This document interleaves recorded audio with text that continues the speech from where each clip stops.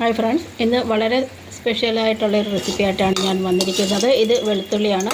ഇതേപോലെ നല്ലോണം മൂപ്പിച്ചെടുക്കണം. ചുമന്ന കളറാകണം. കൈകൊണ്ട് ഉടയ്ക്കുമ്പോൾ ഇങ്ങനെ ഉടഞ്ഞു പോകണം. ആ രീതിയിൽ വേണം. ഇനി വേണ്ട ബാക്കി ചേരുവകൾ എന്തൊക്കെയാണെന്ന് നോക്കാം. ഇത് സവാളയാണ്. 3 സവാളയാണ് ഞാനിവിടെ എടുത്തിരിക്കുന്നത്. ഇതുപോലെ ചെറുതായിട്ട് അരിഞ്ഞാൽ അത് വേഗം ഈ വെളുത്തുള്ളി ചുമപ്പിച്ച പോലെ തന്നെ നല്ലോണം ചുമപ്പിച്ചെടുക്കണം. അതും കൈകൊണ്ട് നമുക്ക് സോഫ്റ്റായിട്ട് ഉടച്ചെടുക്കാൻ പറ്റണം. അതേപോലെ ഇത് 2 മീഡിയം സൈസ് തക്കാളിയാണ്. ഇത് നല്ലോണം സോഫ്റ്റാക്കി എടുക്കണം. ഇത് 3 കൈകൊണ്ട് ഉടച്ചാൽ ഉടഞ്ഞ് കിട്ടുന്ന രീതിയിലായിരിക്കണം നമ്മൾ മൂപ്പിച്ചെടുക്കാൻ. വെളുത്തുള്ളി കോരി മാറ്റിയിട്ടുണ്ട്. ഇതിലേക്ക് നമുക്ക് സവാള ചേർത്ത് കൊടുക്കാം. അത് നല്ലോണം മൂപ്പിച്ചെടുക്കണം.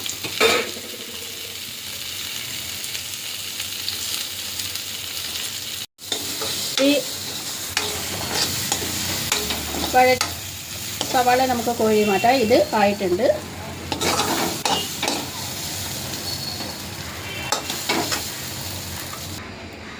നമുക്കിനി ഇതിലേക്ക് തക്കാളി ചേർത്ത് കൊടുക്കാം. ആ ചട്ടിയിൽ തന്നെ എല്ലാം ആക്കി കൊടുക്കാം.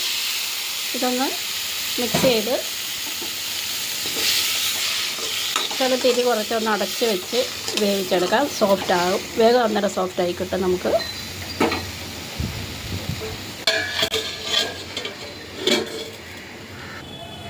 അങ്ങനെ നമ്മുടെ തക്കാളി ഇവിടെ സോഫ്റ്റായി വന്നിട്ടുണ്ട്. ഇത് നമുക്ക് കോരി മാറ്റാം.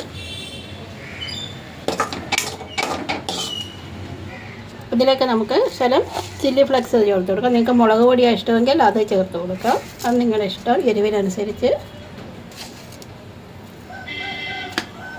ശകലം ഉപ്പ്, ടേസ്റ്റിന് ആവശ്യമായ ഉപ്പ്.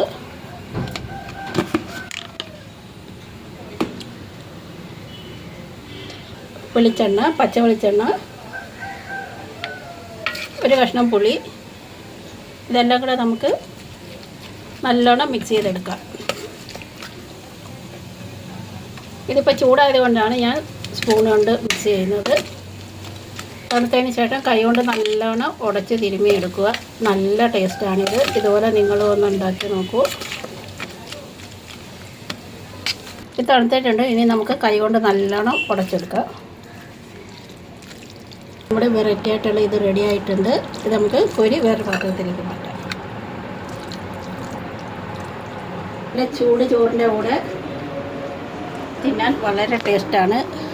കറി എന്താ ഉണ്ടാക്കുക എന്ന് വിചാരിച്ച് ബുദ്ധിമുട്ടുന്ന സമയം പെട്ടെന്ന് ഉണ്ടാക്കിയെടുക്കാം.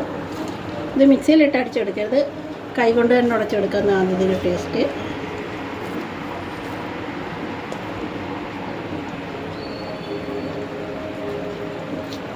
സൂപ്പർ.